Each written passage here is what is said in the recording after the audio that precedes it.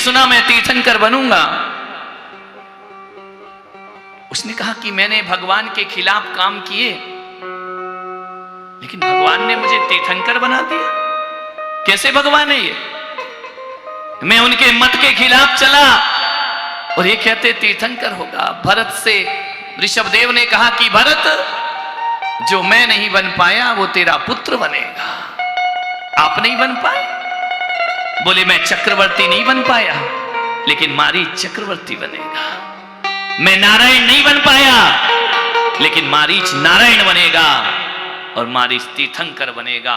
3-3 पद का भोग करेगा तेरा पुत्र। भरत जी पहुंचते हैं। मारीच सोच रहा है, चिंतनशील व्यक्ति है, मूर्ख नहीं है। ये नए नए मतों की स्थापना करने वाले मूढ़ नहीं होते हैं, प्रज्ञाशील पुरुष हुआ करते। हर किसी के बस की बात थोड़ी है नए पंथों का निर्माण करना। मारीच सोच रहा है, रात में लेटा है, विश्राम कर रहा है पर्णकुटी में, कि भगवान मैं दुनिया की नजरों में गिर गया, लेकिन तुम्हारी नजरों में आज भी उठा हूं। तुम मुझ में तीर्थंकर देख रहे हो और दुनिया मुझ में मिथ्यात देख रही है। दुनिया मुझे मिथ्या साधु कहती है और आप मुझ में भगवत्ता के दर्शन कर रहे हो। आप कह रहे हैं कि मैं तीर्थंकर बनूंगा, मैं चक्रवर्ती बनूंगा, मैं नारायण बनूंगा। कैसी महिमा है, बोलो केसरिया लाल की, ऋषभदेव भगवान की। शत्रुता भी नहीं कर पा रहा मारीच भगवान से, बैर नहीं ले पा रहा है, क्योंकि भगवान की करुणा छलक रही है। आश्रित जन पे करुणा करना अलग बात है, लेकिन विपरीत के ऊपर करुणा बरसाना ये केवल तीर्थंकर के बस की बात हुआ करती है। ध्यान रखना, जो विरोधी है, खिलाफ खड़ा है, भगवान उस पे करुणा बरसा रहे हैं।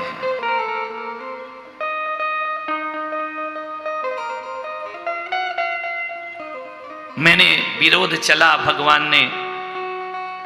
तीर्थंकर कौन होते हैं मालिक? जो केवल अपना कल्याण करते हैं वो सिद्ध भगवान होते हैं, और जो अपने साथ साथ दूसरों का कल्याण करते हैं वो तीर्थंकर परमात्मा हुआ करते हैं। खुद तरते हैं, दूसरों को तारते हैं, वे तीर्थंकर होते हैं। जो दुर्जनों पर भी कृपा की दृष्टि रखते हैं वो तीर्थंकर होते हैं। जो कमठ को भी भगवान बना देते हैं वो तीर्थंकर होते हैं। जो कंकर को शंकर बना देते हैं वो तीर्थंकर होते हैं। जो पशु को परमात्मा बना दे वो तीर्थंकर होते हैं। कोई बूंद सोचे, सागर की बूंद, कि मैं अकेली मीठी हो जाऊं, पूरा सागर खारा रहे तो रहे। ऐसा संभव है? सागर की बूंद मीठी हो सकती है अकेली? पूरे सागर को खारा रहने दो, मैं मीठी हो जाऊं? नहीं। सागर की बूंद जब उष्ण सूर्य की तपन से तपती है, वो तप करके जब सागर से बाष्प बन के आकाश में जाती है, तो अकेली बूंद नहीं, पूरे पानी मीठा बन करके जगत में लौट आया करता है। ऐसा धर्म मत करना कि केवल मैं ये गला फाड़ रहा हूं, रोज रोज बोल रहा हूं, चिल्ला रहा हूं ना, इसलिए नहीं, इसमें मेरा ना भी करूं तो मेरा जो होना है वो होगा। लेकिन हमारे भगवान कहते कि नहीं, अकेली बूंद मीठी मत बनो, पूरे सागर को मीठा बनाने का प्रयास करिएगा, मधुर बनाओ पूरे सागर को। तुम लोग क्या कहते हो, एक मछली गंदी है ना तो पूरे तालाब को गंदा करती है, बोलते हो ना। लेकिन तीर्थंकर ऐसा नहीं सोचते, वो सोचते हैं तालाब कितना भी गंदा हो जाए, हमें गंदी मछली नहीं बनना है।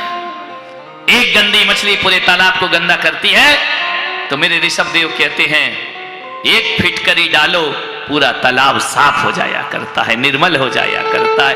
मछली क्यों, फिटकरी बनो ना, पूरे तालाब को साफ कर दो, गंदे तालाब की मिट्टी को जमीन पे दबाओ, निर्मल जल बन करके तुम रहो। मारीची भगवान के प्रति लगाव नहीं छोड़ पाया। इतना तो विश्वास था कि मैं भगवान बनूंगा। तीर्थंकर कौन होते हैं? अपने लिए नहीं, सारे जगत का कल्याण करना है। वो धर्मात्मा होता है जो कहता है कि तुम मंदिर में ऐसा करोगे तो नरक जाओगे। मेरे ऋषभ देव ने नहीं कहा मारीच ऐसा करेगा तो नरक जाएगा। मेरे ऋषभ देव कहते मारीच तू कुछ भी कर, एक दिन तीर्थंकर बन करके जरूर इस धरती पर आए। एक ऐसे धर्मात्मा लोग जो दूसरों को नरक की प्रार्थना करते हैं, एक ऐसे धर्मात्मा लोग जो दूसरों को निगोद कहते हैं, जो कहते हैं पंचम काल के मुनि निगोद जाएंगे, नरक जाएंगे। ये भावना धर्म भावना है। धर्म भावना तो होती सत्वे सुमैत्रीम गुणसु प्रमोदम। यदि ऋषभ देव कह देते मारीच तू भव भव भटकेगा, नहीं, ये भाषा तीर्थंकरों की नहीं हो सकती है। भरत जी से कहा ये तेरा बेटा तीर्थंकर बनेगा, ध्यान रखना, सोचना है आपको। इसने फूल चढ़ाया नरक जाएगा, इसने दूध चढ़ाया नरक जाएगा। ये भावना भाने वाला दीप जलाया नरक जाएगा। कितनी सुंदर भावना है, ध्यान। कौन सी भावना है ये? दूसरों को नरक भेजना, ये कौन सी भावना है? मारीच स्वयं पालन नहीं कर पा रहा था, लेकिन जो भी जिज्ञासु आता था कहता था भगवान के पास जाओ, फैसला वो करेंगे जिंदगी का, मेरे पास मत आओ। लेकिन मैं ये भेष धारण करके ऐसा नहीं कर सकता। सबके कल्याण की भावना रखो। सुखी रहे सब जीव जगत के, कोई कभी ना घबरावे। ये भावना धर्म की है या दूसरों को नरक भेजना, ये धर्म भावना है? आपसे पूछता हूं, किसी ने आलू खा लिया नरक जाएगा, भटकेगा, जन्म मरण होगा, मिथ्यात होगा, ये क्या है? पढ़ो मारीच की कथा, कितना भ्रष्ट से भ्रष्ट हुआ, लेकिन भगवान ने नहीं कहा ये नरक जाए। उन्होंने कहा क्या? ये मोक्षगामी जीव है, आज भटका हुआ परमात्मा है, कल राह पे आ जाएगा। कभी जीवन में ऐसी भाषाएं अपने जीवन में प्रयोग नहीं करना, नहीं तो आप तीर्थंकर नहीं बन सकते। वो खुद भी तरते हैं और दूसरों को भी तारते। जो तरना नहीं चाहते हैं उनको भी, मारीच तरना नहीं चाह रहा था, लेकिन भगवान उसे तारना चाह रहे थे। तिन्नाणम तारयाणम इति तीर्थंकरः, उसको भी तारते। कमठ को भी पारसनाथ तार रहे थे कि तू 10 भव तक जो कुछ करना है कर ले, एक दिन तू मोक्ष का पात्र जरूर बनेगा। बच्चे गलती करें तो क्या तुम उनका सर काट देते हो? बच्चे जवाब दें तो क्या उन्हें तुम अपने जीवन के अभिन्न अंग में से, हिस्से में से निकाल के फेंक देते हो? नहीं, जैनी भटका हो कोई बात नहीं, भटकते रहे। हम पुलक सागर कहते एक दिन भटका हुआ जरूर अपने रास्ते पर पहुंचेगा। ध्यान रखना, थोड़ा धैर्य रखना। ये कथा का उपसंहार है, आएंगे।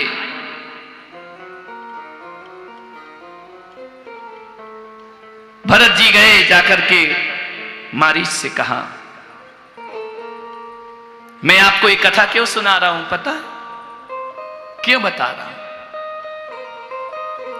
बस इतना करना उदयपुर वालों, और मैं भी तुम्हें वचन देता हूं, मेरी इस ऋषभ कथा का आज अंतिम उपसंहार है। बैराग हो रहा है क्या? मैं इतना ही चाहता हूं ऋषभ कथा में, आओ हम भगवान के समोषण में एक वादा करें। करोगे या नहीं करोगे?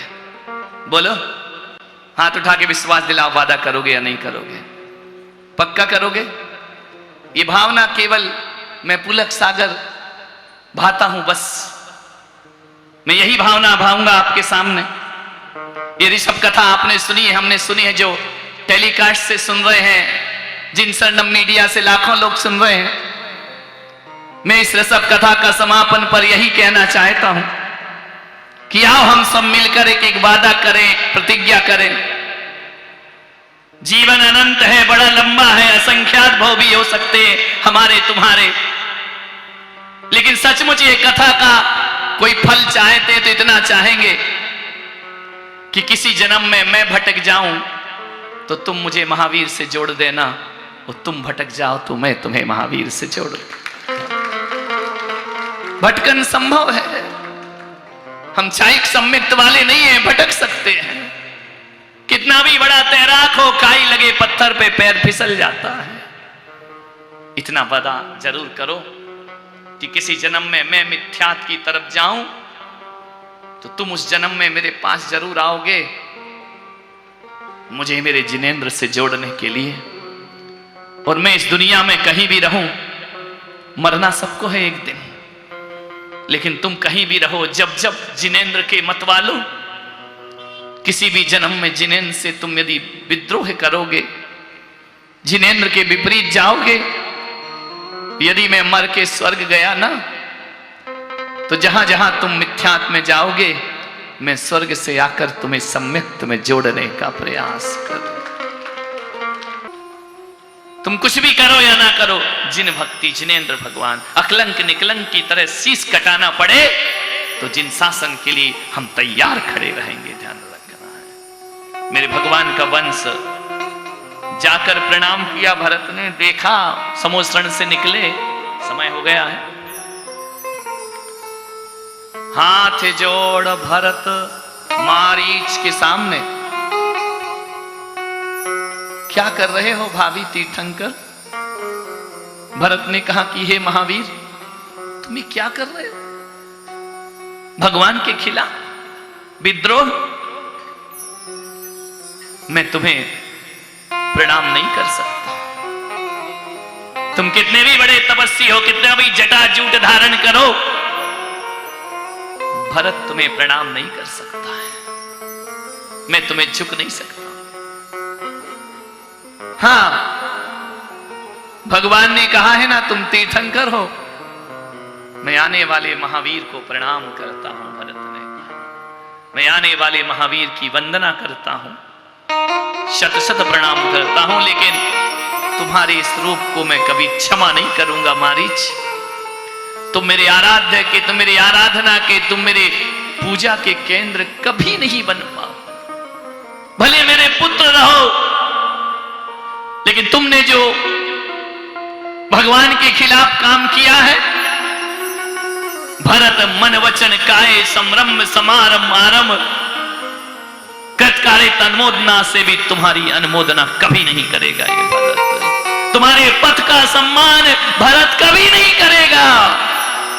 भरत करेगा तो ऋषभदेव के पथ का सम्मान करेगा। मैं तुमसे मोह नहीं करता हूं मारीची, लेकिन तुम जो भी कर रहे हो वो उचित नहीं है।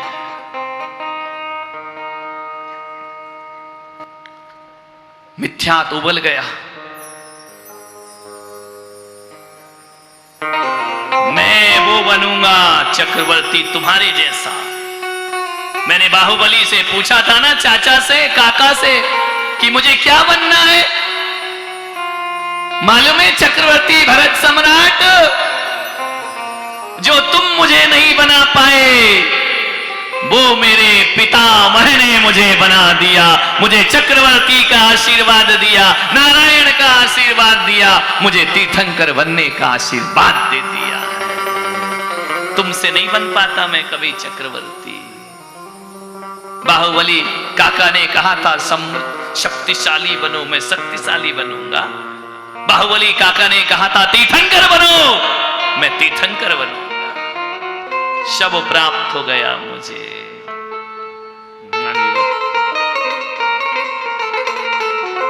भरत जी निढाल देख रहे हैं, बाहुबली कठोर तपस्या में खड़े हैं।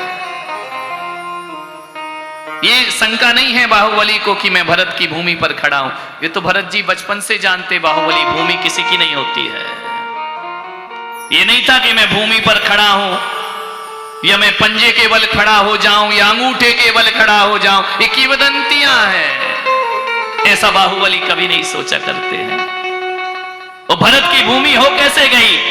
जीत के लौटाई है बाहुबली ने, हार के नहीं लौटाई है। बाहुबली इतना जानते हैं भूमि किसी की नहीं होती है। बाहुबली को तो ये मन में मिलान था कि धिक्कार मुझे, इस नश्वर भूमि के लिए मैंने चक्रवर्ती का मान भंग कर दिया। ये आत्मग्लानि थी, धरती से उन्हें कुछ लेना देना नहीं था। ये वसुधा किसी की नहीं होती है, ये तो हर व्यक्ति जानता है। बाहुबली को आत्मग्लानि थी। नश्वर के लिए भरत से मैंने युद्ध किया, क्या भरत मुझे क्षमा कर पाएगा? भरत जाते हैं, शीश रखते हैं चरणों में, शल्य से मुक्त हो जाओ भगवान। मुझ भरत के मन में तुम्हारे प्रति कोई द्वेष भाव नहीं, मुझ भरत के मन में आपके प्रति कोई दुराव नहीं है।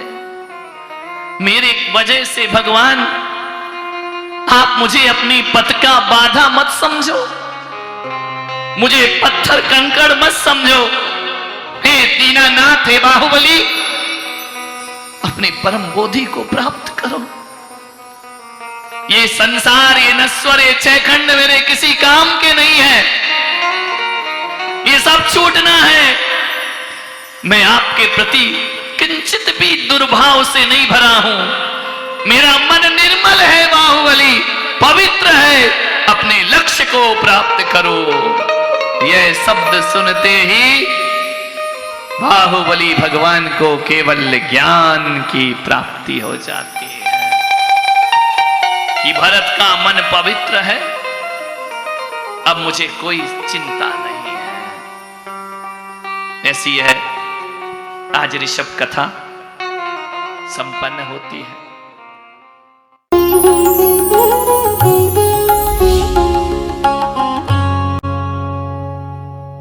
भगवान महावीर के अमर संदेश जीव दया की राह पर चलते हुए भारत गौरव राष्ट्र संत आचार्य श्री पुलक सागर जी गुरुदेव की प्रेरणा से वात्सल्य धारा ट्रस्ट द्वारा संचालित एक महाअभियान शिक्षा और सेवा समय की मांग। वात्सल्य धारा एक समाधान, मानवीयता की दुनिया में बढ़ते कदम। वात्सल्य धारा एक प्रकल्प अनेक, सुशिक्षा, सुस्वास्थ्य शिविर, औषधि वितरण, वात्सल्य धारा रुग्ण वाहिनी, अहिंसा प्रसाद, माँ जिनवाड़ी संग्रहालय, जीव दया, गौ सेवा, कन्यादान, वात्सल्य धाम। सामर्थ्य अनुसार सहयोग धनराशि प्रदान कर हमसे जुड़े। बैंक खाता विवरण निम्नवत है, अथवा आप अपनी दान राशि दिए गए QR कोड को स्कैन करके हमें UPI द्वारा सीधे भेज सकते हैं। आपके द्वारा दिया गया दान आयकर की धारा ATG के अंतर्गत कर मुक्त है। पूछताछ हेतु हमें संपर्क करें 991098 7666 98109 00699।